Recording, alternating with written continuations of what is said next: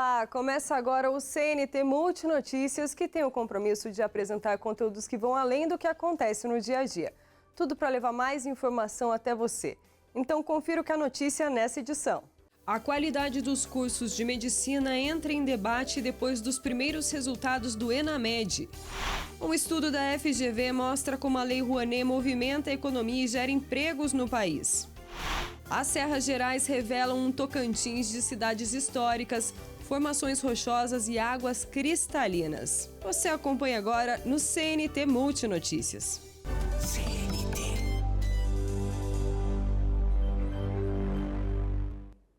A gente começa falando de educação.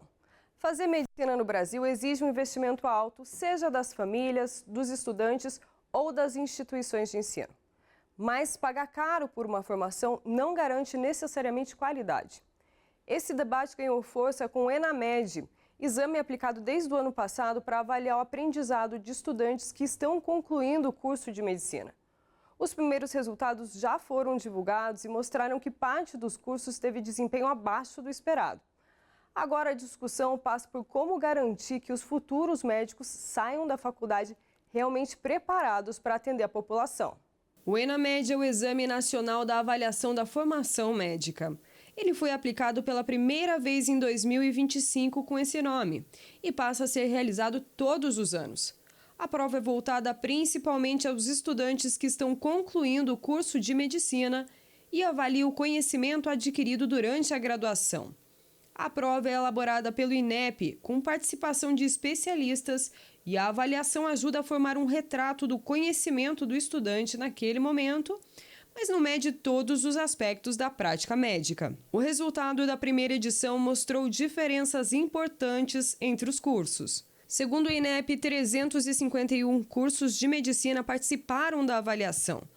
Entre os cursos do Sistema Federal de Ensino, que incluem instituições públicas federais e privadas, 204 alcançaram conceitos considerados satisfatórios. Outros 99 ficaram com conceitos 1 e 2, com menos de 60% dos estudantes apresentando desempenho adequado. Entre os cursos com desempenho ruim, 87 pertencem à rede particular de ensino superior. Todos os cursos com baixo desempenho passarão por ações de supervisão do MEC. E a professora explica o que esses dados indicam. Neste momento, a gente precisa voltar a incorporar o ENAMED numa visão ampla. Então, se ele é um sinal de que nós temos um percentual importante de estudantes que não está tendo uma boa formação, ele é.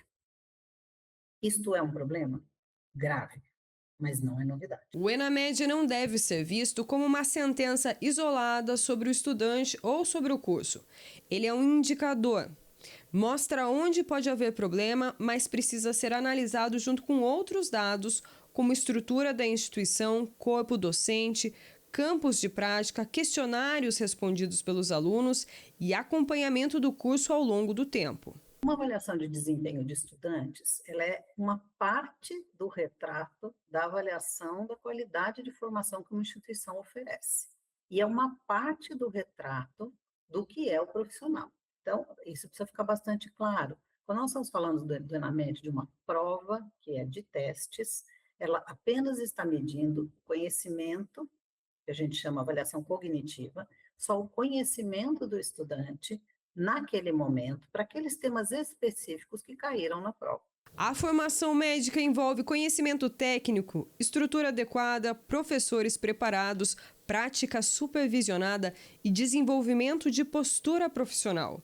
Quando muitos estudantes não alcançam a suficiência esperada, o problema deixa de ser individual e passa a apontar para a qualidade da formação oferecida. É preciso relativizar demais o resultado de uma única prova. Ela é uma excelente pista no geral, mas ela não é absolutamente diagnóstica. Ela acende uma fumaça e eu vou lá ver o que está acontecendo debaixo dessa fumaça. Então, a responsabilidade de garantir que alguém é um bom profissional formado tem que ser da escola. E essa é a cobrança que o sistema de regulação da educação superior precisa fazer. As medidas anunciadas pelo MEC seguem essa lógica de supervisão. Os cursos com desempenho mais baixo podem sofrer restrições, como suspensão de ingresso, redução de vagas, impedimento da ampliação de vagas e suspensão da participação em programas federais, conforme a faixa de desempenho. O objetivo declarado pelo MEC é induzir a melhoria da formação médica e não prejudicar os estudantes já matriculados. Para a sociedade, o tema é sensível porque envolve diretamente a qualidade do atendimento em saúde. O diploma de medicina representa a entrada de um profissional em uma área que lida com diagnóstico, tratamento e cuidado. Por isso, avaliar a formação antes da chegada ao mercado de trabalho também é uma forma de proteção social. Então, a sociedade tem sentido, primeiro, essa dificuldade na postura humanística, mas, cada vez mais, nós estamos vendo denúncias de dificuldades por erros, ou por opções, ou por problemas técnicos. Estes erros médicos de quem está formado, isso é uma responsabilidade precípua do Conselho Federal de Medicina, ele tem que cuidar disso. Ele tem que ter um olhar diferenciado sobre a prática profissional. Este é o papel que ele deve ocupar. Como a gente pode prevenir, ou como a gente pode evitar, diante da situação já colocada, né? Porque nós já estamos diante da situação. O que devemos fazer para acelerar, vamos dizer assim, a correção desse rumo? Então, eu já citei, eu acho que o sistema de regulação, ele precisa agora fazer isso com muita proximidade, com muita seriedade, e acertadamente, na minha opinião, o Ministério da Educação elegeu quais são os cursos que vão precisar desse olhar diferenciado, e a medicina claramente é uma delas. A solução, segundo a professora, não passa por uma única medida. O ENAMED pode ajudar no diagnóstico, mas precisa fazer parte de uma política maior de avaliação, regulação e acompanhamento das escolas médicas. Eu acho que está faltando conseguir ter, e agora eu acho que virou urgência, né? Um sentar rápido numa mesa de debates e de discussão. Já temos instrumentos, como eu falei, o Sistema Nacional de Avaliação da Educação Superior, incluindo o ENAMED, ele já me faz, já me oferece, né, subsídios para falar da condição do curso, da condição do desempenho do aluno do ENAMED, mas ele também tem outros elementos.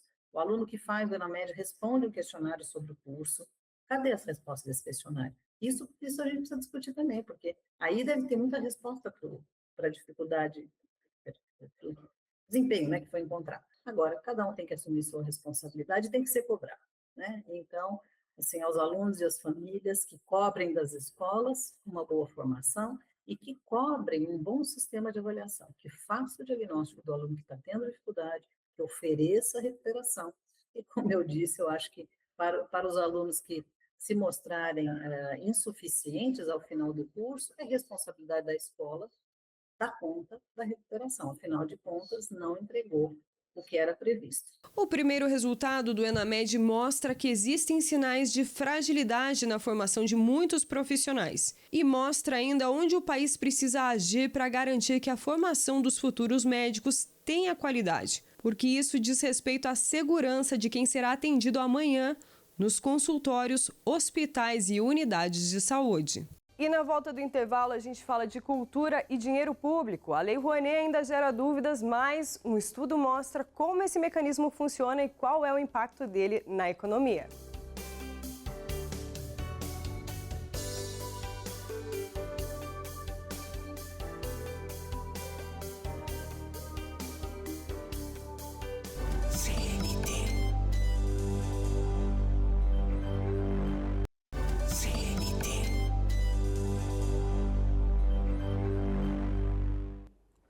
A Lei Rouanet é um dos temas mais comentados quando se fala em cultura no Brasil.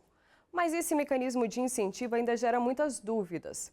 Para ajudar a entender como ele funciona e qual é o impacto na economia do país, um estudo da FGV traz números sobre movimentação na economia e geração de empregos. Então a gente explica o que é a Lei Rouanet, quem decide para onde vai o recurso e o que a pesquisa da FGV mostra. A Lei Rouanet é um mecanismo de incentivo à cultura que funciona por renúncia fiscal. Isso significa que, ao invés de um repasse direto do governo para um projeto, funciona assim. O governo analisa e aprova quais projetos estão aptos para capacitação e, a partir daí, quem escolhe apoiar é o contribuinte, ou seja, empresas e pessoas físicas que pagam imposto de renda e decidem direcionar parte desse imposto para um projeto cultural. Esses recursos que o governo deixa de recolher para que os projetos sejam viabilizados movimenta a economia e fortalece as mais diversas expressões culturais. É o que afirmou a ministra da Cultura durante o anúncio dos resultados de uma pesquisa desenvolvida pela FGV sobre o impacto da Lei Rouanet. O Brasil é um país complexo e enfrenta muitos desafios, mas também vislumbra novos horizontes. E o mais importante, nossa capacidade de produzir, consumir cultura é genuína, é viva e é transformadora. É inegável que existe uma disputa em curso. De um lado, há quem tente deslegitimar o setor cultural, muitas vezes por desconhecimento e, em alguns casos, por má fé. Ainda há uma parcela da sociedade que desconhece o enorme potencial da cultura e da arte como ferramentas de desenvolvimento econômico, inclusão social e geração de oportunidades. A cultura salva vidas, investir em cultura é investir em gente. Para defender a Lei Rouanet na dimensão que o Brasil precisa, faltavam dados robustos e atualizados. Foi exatamente por isso que encomendamos essa pesquisa da Fundação Getúlio Vargas. O que apresentamos hoje aqui é um estudo de altíssima qualidade, conduzido com rigor metodológico e baseado em dados oficiais.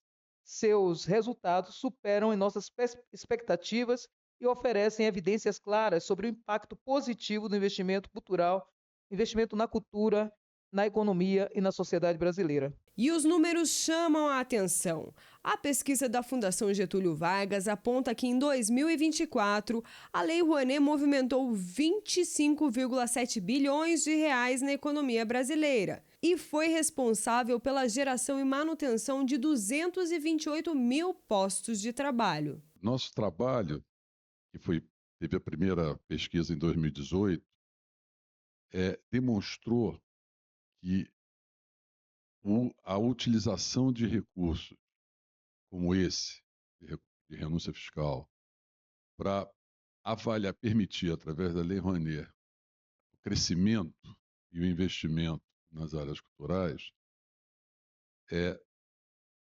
vai, com esse novo estudo de 2025, que pega o ano base de 2024, quando essa área gerou 3 bilhões de reais de renúncia fiscal, vai consolidar os dados anteriores e vai criar uma metodologia para que a gente possa continuar acompanhando o efeito desse tipo de investimento na economia criativa. Eu queria deixar claro que a Fundação está sempre preocupada com o desenvolvimento do Brasil. Mas o desenvolvimento do Brasil não é só a situação fiscal, a situação monetária, é a situação do seu povo, da sua cultura e da necessidade que o país tem de ser um país alegre. Segundo o levantamento, para cada R$1 investido por renúncia fiscal, o retorno estimado foi de R$ 7,59 para a economia e para a sociedade. E a atividade gerada também se refletiu em arrecadação.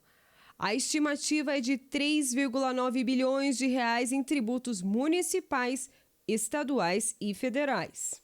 A gente tem, a partir dessa pesquisa, identificação de territórios que ainda não conseguem ter acesso a esses recursos, mas que a gente possa induzir esse investimento nesses territórios. Segundo, que os próprios proponentes, agentes culturais, gestores, possam ter elementos do resultado, do impacto que essa lei traz na economia brasileira, não é no setor cultural, é em toda a economia brasileira. A Fundação Getúlio Vargas, com o selo da Fundação Getúlio Vargas, está mostrando isso para todo mundo. E, por fim, os investidores, que podem ter elementos de como esses recursos estão sendo utilizados e o impacto que isso causa no território, na formação de emprego, na formação de riqueza. É um mecanismo mais longevo da cultura do Estado brasileiro. Nós estamos funcionando desde 1991, são 34 anos de instrumento, um investimento que hoje é perene em todo o Brasil.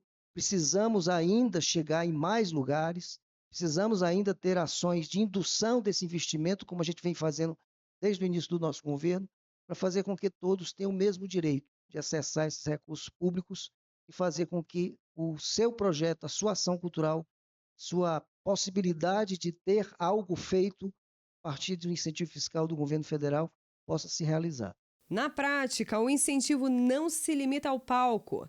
Ele movimenta uma cadeia de serviços e profissionais, amplia a circulação de público e reforça o debate sobre cultura como política pública com impacto econômico e social.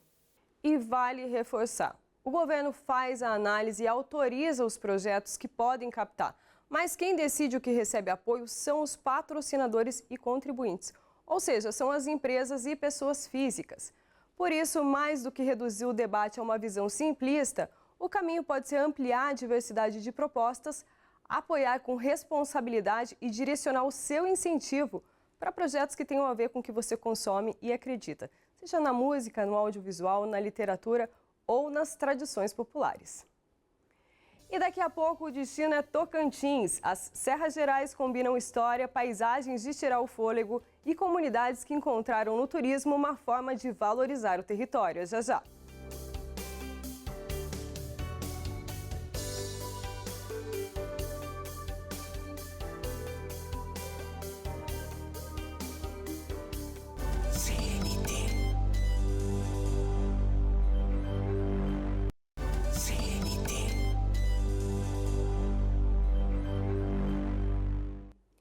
O sudeste do Tocantins é uma região que reúne cidades históricas, formações rochosas impressionantes, além de lagoas e rios de águas cristalinas. As Serras Gerais guardam marcas do ciclo do ouro e paisagens que vêm fortalecendo o turismo sustentável. Um roteiro onde história aparece nas ruas e na natureza que impressiona a cada parada. No sudeste do Tocantins, as Serras Gerais formam um roteiro de história e natureza. A região passa por municípios como Natividade, Almas, Rio da Conceição, Dianópolis e Aurora do Tocantins. São serras, cânions, grutas, formações rochosas e rios cristalinos. Mas o que dá vida ao caminho são as pessoas que preservam a memória do lugar e transformam o turismo em oportunidade. A primeira parada é Natividade, município mais antigo do Tocantins. A cidade nasceu no século XVIII, durante a expansão da mineração no antigo território da capitania de Goiás. E o ciclo do ouro marcou a formação local e deixou heranças nas ruas e na tradição da filigrana, técnica artesanal de ourivesaria feita com fios de metal. Quando os portugueses vieram desbravando, procurando sempre ouro, e acharam aqui em Natividade essa serra maravilhosa que tem aqui, que via que tinha muito ouro. Então, eles vieram trazendo escravos, que chegou até nós, que chegaram até 40 mil escravos nessa serra. E tinha algumas, aqui nesse centro aqui, tinha só 7 ruas que moravam os senhores. Então, ficava mais de 40 mil escravos ali procurando ouro. Diz que tinha muito ouro na cidade. Um português ensinou a técnica da filigrana aqui para alguém aqui na Natividade. Essa cidade também, fiquei sabendo, cidade de Conceição do Tocantins e outras cidades. Aí um deles aprendeu a técnica da filigrana. Nas ruas de Natividade, a história também aparece nas lembranças de quem nasceu e cresceu ali. Mais do que um destino turístico, a cidade é memória afetiva. Eu nasci e criei aqui nessa Praça da Matriz em 1954, 31 de janeiro. Estou com 70 anos e me sinto feliz de ser de uma família tradicional, de honestidade, dignidade, de responsabilidade. Outra coisa, nós nascemos aqui brincando nessa praça, na rua. Antigamente era só pedra, cascalho, grota, água correndo, o povo pegando ouro no meio da rua. A minha infância, a única coisa que eu não esqueço, aonde eu estiver, qualquer cidade, qualquer lugar, é da batida do sino da minha igreja. Quando eu estou fora, falta chorar a lembrança do meu batinho da minha igreja. E da infância, da cidade boa, para todo mundo, hospitaleira. Depois da história preservada, as paisagens ganham força. Em Almas, o cânion encantado impressiona pelos paredões com mais de 70 metros de altura e pelas quedas d'água que descem entre as rochas. No mesmo roteiro, a cidade de Pedras revela formações de arenito esculpidas pela água e pelo vento. O cenário parece construído, mas foi desenhado pela natureza ao longo de milhões de anos. No Vale dos Pássaros, seu Davi e Dona Antônia abriram a propriedade para o turismo. A casa se tornou pousada ecológica com trilhas, cachoeiras, comida feita no fogão a lenha e contato direto com o cerrado. Para eles, receber visitantes também se tornou uma forma de melhorar a vida sem deixar a natureza de lado. A gente sempre recebeu pessoas assim, os amigos, né, chegavam, vim tomar um banho nessa cachoeira. Não, pode tomar seu banho. Aí a gente fazia o almoço, chegava da cachoeira, almoçava aquele franguinho caipira e tal. Aí abrimos as portas. Aí vem vindo devagarzinho, né? É tudo bem devagar, né? Porque a gente, você sabe, a gente que não tem pernas para dar coisa, então tudo é bem, mas tem dado certo, graças a Deus. Muitas coisas que a gente, que ainda não tinha acontecido aqui, hoje, né?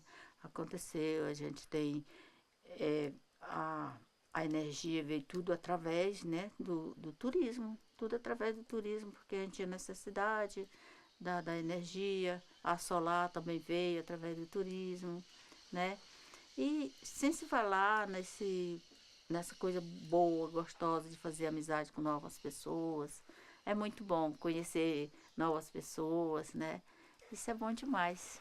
Eu sou apaixonado pela natureza, assim, desde que eu nasci, né? Porque eu nasci aqui. Faz 80 anos que eu nasci aqui. Então é o seguinte, eu vi isso tudo. Eu me recordo da minha início aqui, andando nessas matas, essas cachoeiras, né? Para mim, são lembranças que eu inesquecíveis, eu não esqueço, sabe? Eu quero ficar também aqui. Eu não quero sair desse vale, entendeu? Aqui onde meus antepassados estão também, já dormem, né? E eu quero ficar aqui também, sabe? Então eu tenho muito amor pela natureza, pelas pessoas que gostam da natureza também. Eu admiro essas pessoas que falam a mesma língua da gente, né? O caminho segue por Rio da Conceição, onde a Lagoa da Serra chama a atenção pelas águas cristalinas em tons de azul, verde e marrom. Em Dianópolis, a Fortaleza dos Guardiões forma um conjunto de esculturas naturais de pedra, como se a serra tivesse desenhado muralhas no meio do cerrado.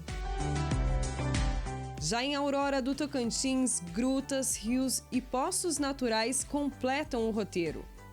No escorrega do Betinho e da Lucy, a atração à pedra lisa por onde a água corre, formando um escorregador natural.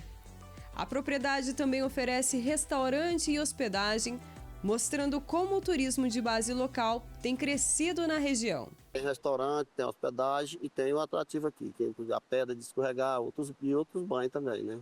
É uma pedra natural no rio, de fora a fora no rio, aonde que não tem nada para arriscar a pessoa. Vai deitar na pedra, descer, sentado.